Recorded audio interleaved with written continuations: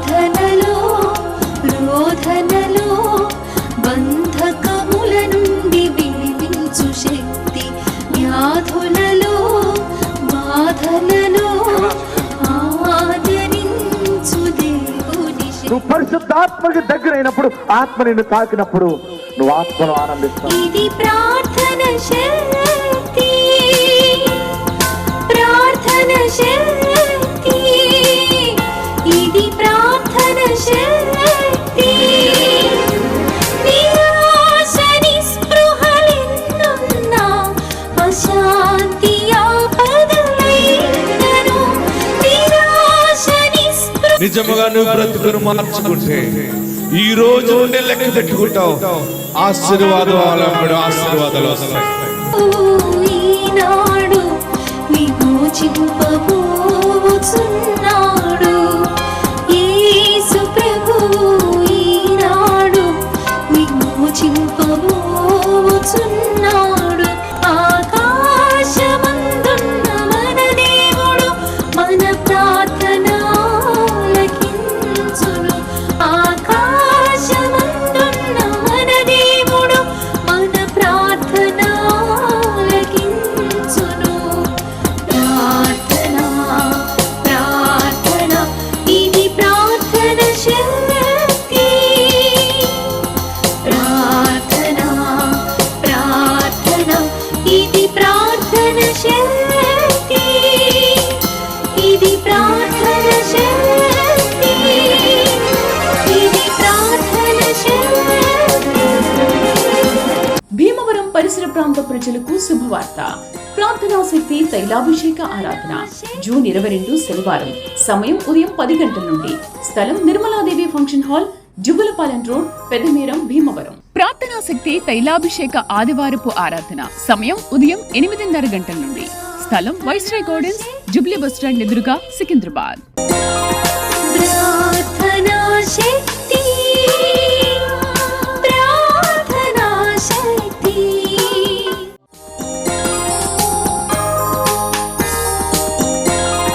ప్రార్థనా శక్తి, ప్రార్థనా శక్తి. యేసయ్య నామములో మీకు వందనాలు తెలియపరుస్తూ ఉన్నాను. ప్రియులారా, ఈ దినం కొరకు దేవుడు సిద్ధపరిచిన వాగ్దానాన్ని మనం స్వాధీనపరచుకుందాం. పరిశుద్ధ గ్రంథంలో నుండి లూకా సువార్త 10వ అధ్యాయము 20వ వచనం ద్వారా దేవుడు మీ కుటుంబాన్ని దర్శిస్తూ ఉన్నారు. లూకా సువార్త 10వ అధ్యాయము 20వ వచనం. 20వ వచనంలో 2వ లైన్ అండర్లైన్ చేసుకోండి, సెకండ్ లైన్ అండర్లైన్ చేసుకోండి. మీ పేర్లు పరలోకమందు రాయబడి ఉన్నవని సంతోషించుడని వారితో చెప్పాను. మళ్ళీ చూసుకోండి, లూక్ చాప్టర్ 10:20 సెకండ్ లైన్. మీ పేర్లు పరలోకమందు రాయబడి ఉన్నవని సంతోషించుడి. నేను పరలోకం వెళ్తానా? నా పేరు పరలోకంలో ఉందా? ప్రభువా, నన్ను పరలోకం తీసుకెళ్తావా? నన్ను తీసుకెళ్ళవా? నా పేరు జీవ గ్రంథంలో ఉందో లేదో చూపించవా అని అడుగుతున్నావు కదా. అసలు నాకు పరలోకం వెళ్ళే అర్హత నాకు ఉంటుందా? నేను తెలుసో తెలియక కొన్ని తప్పిదాలు చేశాను, పాపాలు చేశాను, దేవుణ్ణి అడిగాను, క్షమించమని అడిగాను, అన్నీ పోయి నాకు పరలోకము దొరుకుతుందా? నేను స్వర్గానికి వెళ్తానా? మోక్షప్రాప్తి దొరుకుతుందా అని అడుగుతున్నావు కదా. నీ పేరు ఆల్రెడీ పరలోకంలో రాయబడి ఉంది. ఇంకేం కావాలి? రిజిస్ట్రేషన్ అయిపోయింది నీ పేరు. ఆ పేరు ఎవరు చెరపడానికి లేదు. ఇక నీవు చుట్టూ ఎంత శత్రుత్వం ఉన్నా కానీ దేవుడు నీ పక్షముగా ఉన్నాడు. నీ పేరు పరలోకములో జీవ గ్రంథములో రాశాడు. నువ్వు పరలోక రాజ్యం వెళ్ళటానికి హక్కుదారుడు. నువ్వు పరలోక రాజ్యం వెళ్ళడానికి హక్కుదారురాలువి. రోజు ఇదే అడుగుతున్నా, నా పేరుందా? నాకు పరలోకం వెళ్తానా? నేను పరలోకం వెళ్తానా? దేవా, పరలోకం వెళ్తానా అంటున్నావు కదా. మీ పేర్లు పరలోకమందు రాయబడి ఉన్నామని సంతోషించండి. ఇంకా దేనికి సంతోషం? అది వచ్చితే డబ్బు వస్తే సంతోషం వస్తుంది, డబ్బు పోతే బాధ వస్తుంది. ఈ సంతోషం, ఈ బాధ కాదు. పరలోకములో నీ పేరు రాయబడిందంటే ఎంత ధన్యత నీకు! అది ఎంత గొప్ప ధన్యత! అసలు డబ్బు ఇస్తే రాదు ఇది. ఆయనకి ఇష్టమైతేనే రాసుకుంటాడు. నువ్వు యేసునామములో బాప్తిసం పొందావు కదా, నీ పేరు జీవగ్రంథం రాసాడైనా అంతే. ఇంకంతే, ఆ పేరు ఉంటుంది. నీవు దేవుని రాజ్యమునకు వారసురాలుగా ఉంటావు, వారసుడిగా ఉంటావు. భూలోకములో కాదు, పరలోకములో, శాశ్వతమైన లోకములో నీ పేరు ఉండిపోయింది. నీ పేరు మీద ఒక బంగారు ఇల్లు ఆయన నిర్మిస్తున్నాడు. బంగారు వీధుల్లో తిరుగుతావు. గొప్ప భాగ్యము నీకుంది, ధన్యత.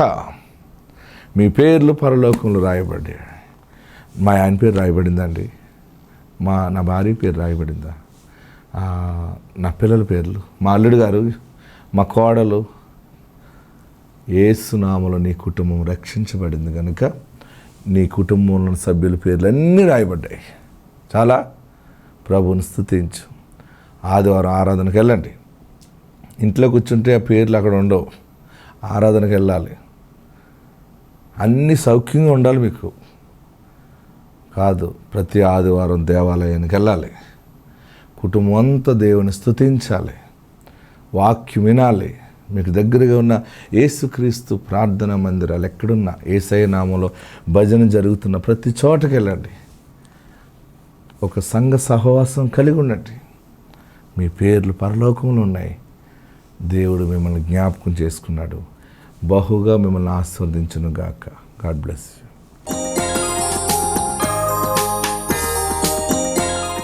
వాక్యంలో మనం చూస్తున్నాం, లూకాసు వార్తలో అద్భుతమైనటువంటి వాక్యము, పరిశుద్ధాత్ముడు మనకిచ్చినటువంటి మాట.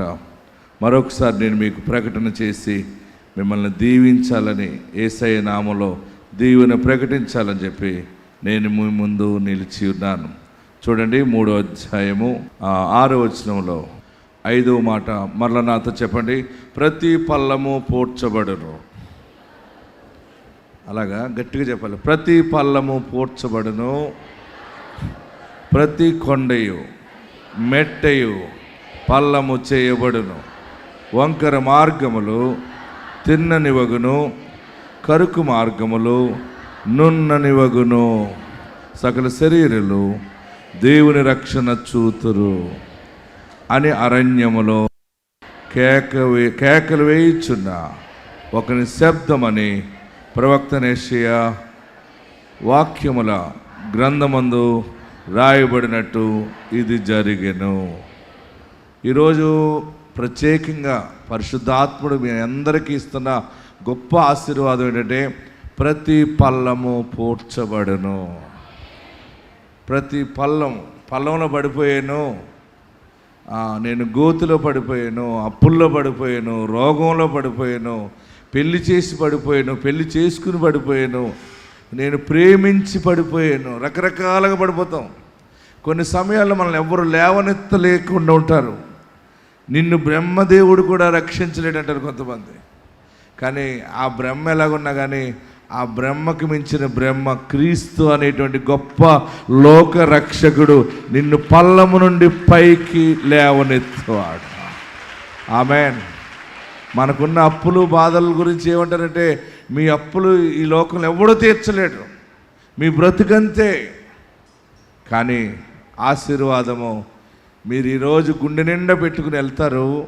మళ్ళీ నెల అద్భుతమైన సాక్ష్యం మీ నోట ఉండును గాక. మీ పల్లము పూడ్చబడును. పల్లం పూడ్చబడాలంటే ఎలాగా? పల్లం పూడ్చబడాలంటే పెద్ద కొండొచ్చి పడాలి. ఎవరైనా సహాయం చేశారనుకోండి, అప్పు అడిగామనుకోండి, ఎవరికైనా వడ్డీ కట్టవలసి వస్తే మళ్ళీ వడ్డీకి తెచ్చి వడ్డీ కట్టాలి. మళ్ళీ ఆ వడ్డీకి వడ్డీ కట్టాలి. మళ్ళీ ఎవరికైనా వీరు వడ్డీ అడుగుతుంటే మళ్ళీ ఇంకొక చోట అప్పు వెతుక్కుని ఆ అప్పు తీసుకుని మళ్ళీ అసలైన ముందోళ్ళకి వడ్డీ కట్టి తర్వాత వాళ్ళకి వడ్డీ కడితే మళ్ళీ 3 అప్పులు అవుతాయి. మళ్ళీ 3 అప్పులు వారికి వడ్డీ కట్టడానికి 4వ అప్పు వెతకాలి. అంటే ఇలాగా అప్పుల కోసం వెతుకుతూ నా బ్రతుకులాగా అయిపోయింది అని అనుకుంటున్నావేమో. పడిపోయావు కదా. ఇక ఎవరైనా వస్తే ఒక అప్పు తీరుస్తారు, లేకపోతే అడ్జస్ట్మెంట్ చేస్తారు. ఎవరు నా జీవితంలో నేను పడిపోయిన ఈ పల్లం నుండి నన్ను లేవనెత్తుతారని ఏడుస్తున్నావేమో. నిన్ను రక్షించిన యేసు నీ పల్లమును పూడ్చుచున్నాడు. ఒక అమ్మాయి సండే స్కూల్కి వెళ్ళేదట. సండే స్కూల్కి వెళ్ళి అడుగుతూ ఉండేదట, ప్రార్థన చేస్తూ ఉండేది. సండే స్కూల్లో టీచర్ చెప్పాడట, విశ్వాసం గురించి చెప్పి ఆవగింజంత విశ్వాసం ఉంటే ఎంత, నేను చెప్తున్నాను మళ్ళీ గమనించండి, ఆవగింజంత విశ్వాసం ఉంటే ఈ కొండ వెళ్ళి అక్కడ పడుతుందంటే, ఈ అమ్మాయి ఆ కొండ మీద చేతులుంచి, దేవా ఈ కొండ వెళ్ళి సముద్రంలో పడాలి, ఈ కొండ సముద్రంలో పడాలి. ప్రార్థన ఆలకించిన దేవుడు ప్రభుత్వంతో మాట్లాడాడు. ఆ ముందున్నటువంటి పట్టణంలో ట్రాఫిక్ జామ్ అయిపోతుందని చెప్పి బైపాస్ రోడ్ వేయాలని తీర్మానం చేశారట ముఖ్యమంత్రి. తీర్మానం చేసిన వెంటనే జీవో పాస్ అయింది. పెద్ద పెద్ద జేసీబీలు మిషన్లు వచ్చేసి బాంబులు పెట్టి కొండను పేల్చి ఆ కొండంతా తీసుకెళ్ళి సముద్రం వారిని ఒడ్డు కట్టారట, ఒడ్డు పడిపోతుందని చెప్పి. మీకు అర్థమైందా? చిన్న బిడ్డ చేసిన ప్రార్థన.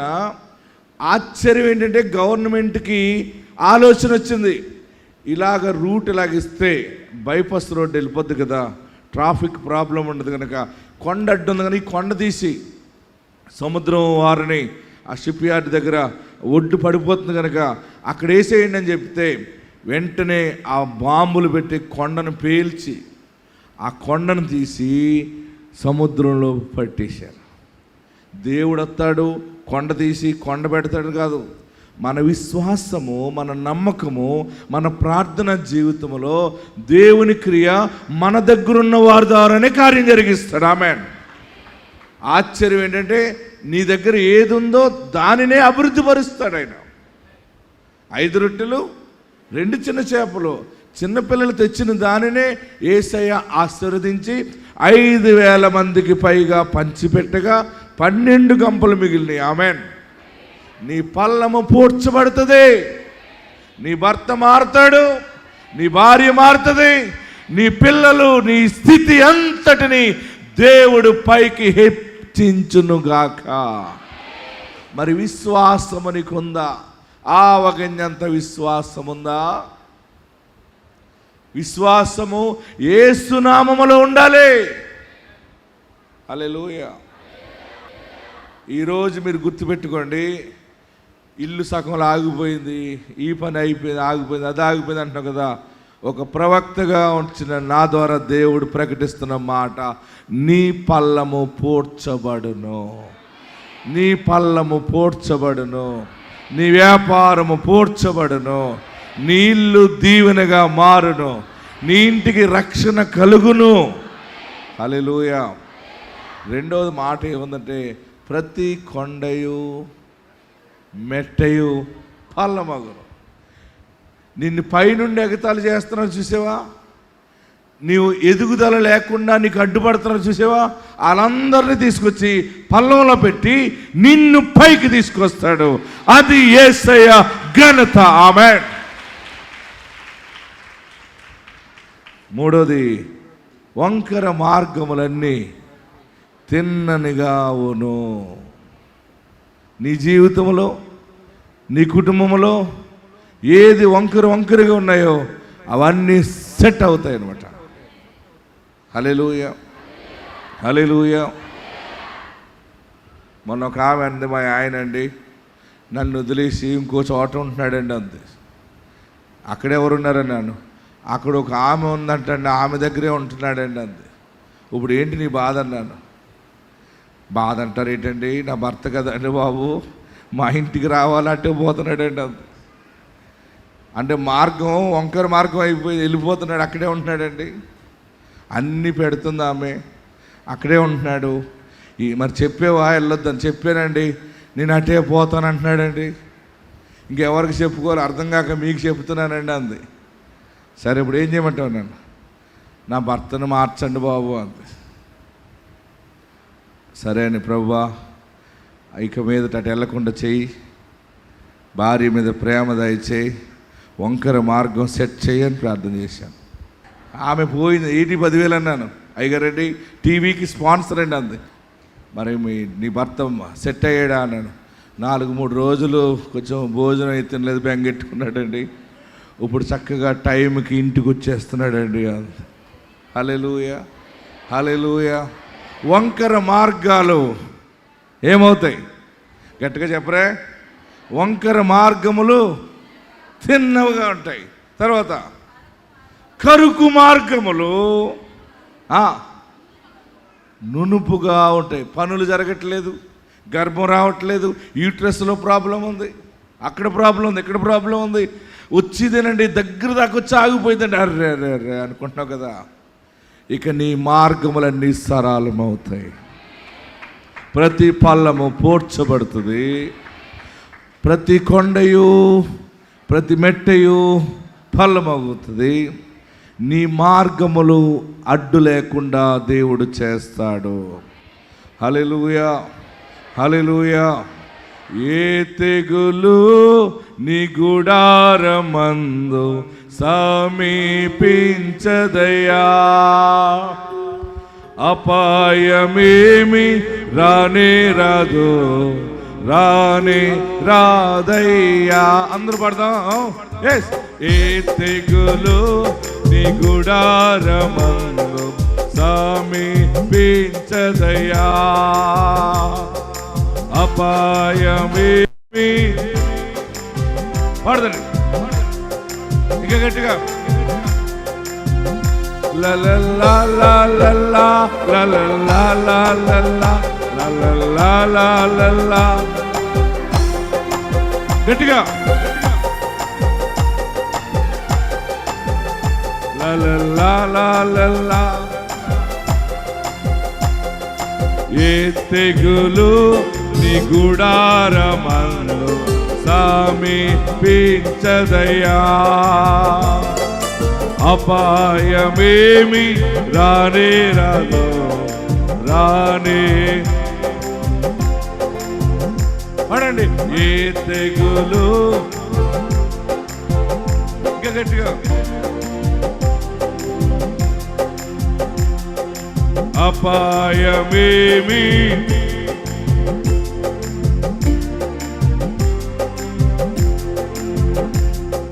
గొర్రె పిల్ల రక్తముతో సాతాన్ని జయించితిమి, ఆత్మతోనో వాక్యముతో అనుదినం జయించెదము. ఆమేన్. ఆత్మతోనో వాక్యముతో అనుదినం చప్పట్లు కొడదాం. ఆమేన్. ఏ తెగులు నీ గుడారమందు సమీ. ఇక నీ మార్గము సరళమవుతుంది. నీ ఇంట్లో వంకర మార్గాలు. నా పిల్ల ఈ మధ్య మా మాట వింటలేదండి, సెల్ ఫోన్ అట్టుకుని ఉంటుందండి, మాట్లాడుతుంటే ఇలా పక్కకి వెళ్ళిపోతుందని ఫోన్ అట్టుకుని భయం చేస్తుందండి. బాబు ఎవరితో వెళ్ళిపోతుందని భయపడుతున్నామేమో.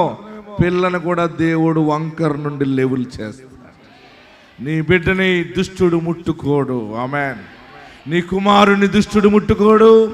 నీ బిడ్డల చుట్టూ ఆయన కంచె ఉన్నది. వంకర మార్గములన్నీ తిన్నగా మారుతాయి. హల్లెలూయా. జీవం గల దేవుని సన్నిధానంలో తాడిపేరు కూడా ఒక సహోదరి బిడ్డను ఎత్తుకుని వచ్చింది. 11 సంవత్సరాలు పిల్లలు లేరు. వారు 10 నుంచి 15 లక్షల వరకు ఖర్చు పెట్టారు. ఎక్కడికి వెళ్ళి ఏ గుడికి వెళ్తే పిల్లలు పుడతారంటే ఆ గుడికి వెళ్ళింది. ఎక్కడ నిద్ర చేస్తే, గుళ్ళ దగ్గర నిద్ర చేస్తే పిల్లలు పుడతారా? యేసులో ప్రార్థిస్తే పిల్లలు పుడతారు. ఆమేన్. హల్లెలూయా, హల్లెలూయా. గట్టిగా హల్లెలూయా చెప్పండి.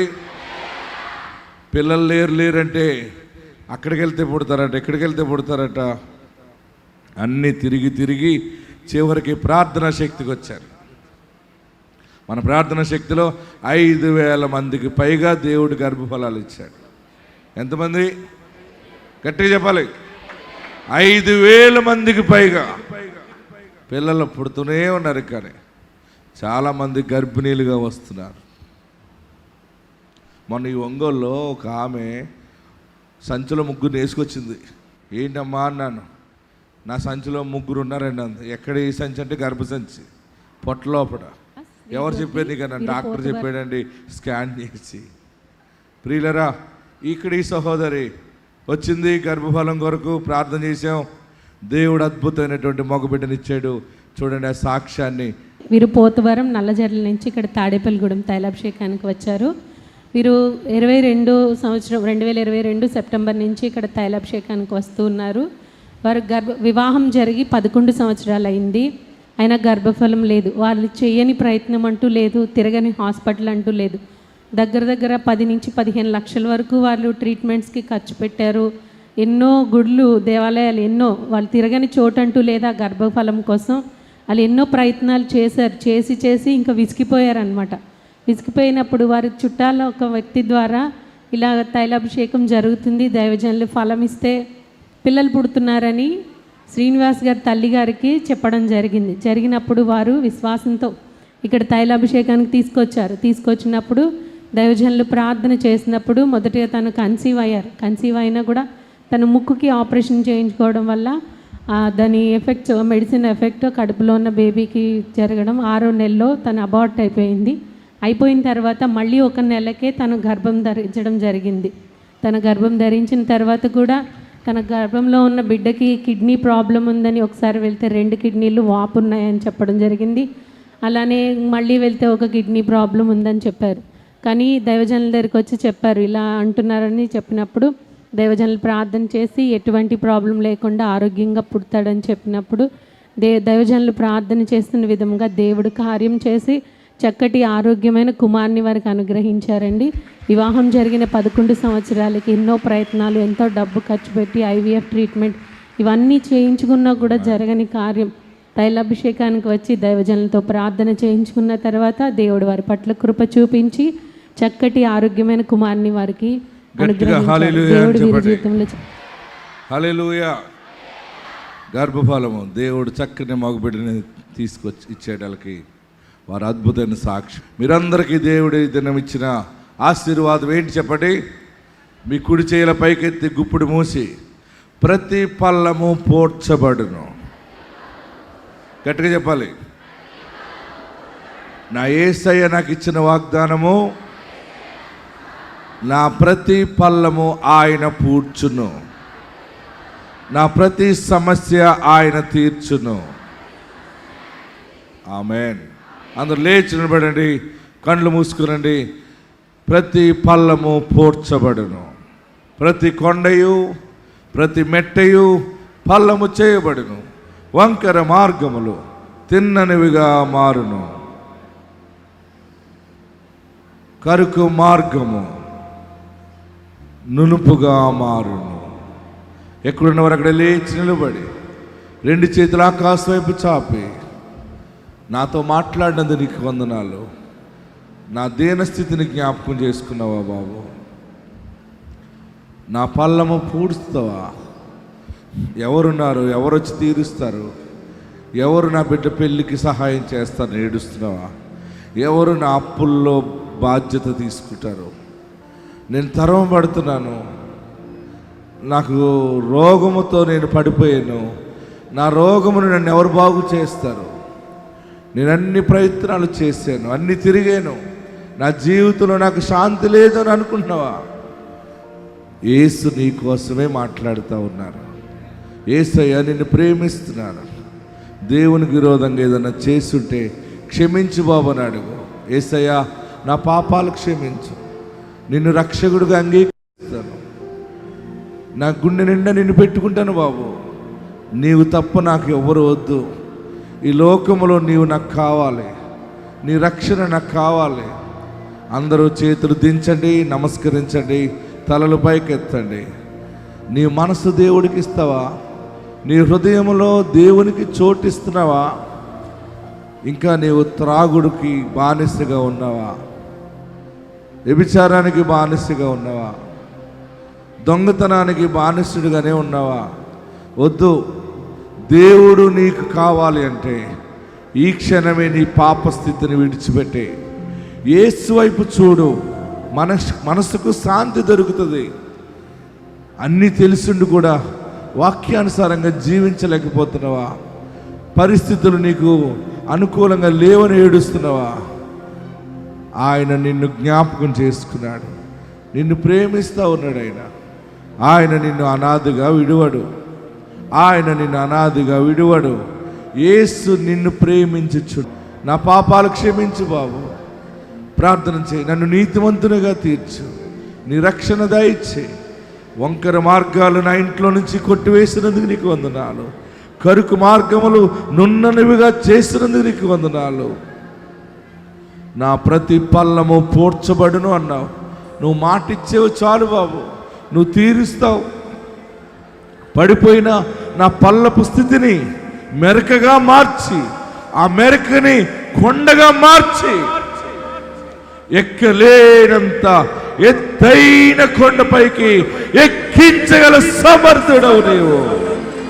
హల్లెలూయా, హల్లెలూయా, హల్లెలూయా. నమ్మదగిన వాడవు నీవు, నమ్మదగిన వాడవు నీవు. హల్లెలూయా. అందరం ప్రార్థనలో ఉందాం, అందరం ప్రార్థనలో ఉందాం, ప్రార్థన చేద్దాం. హల్లెలూయా, హల్లెలూయా.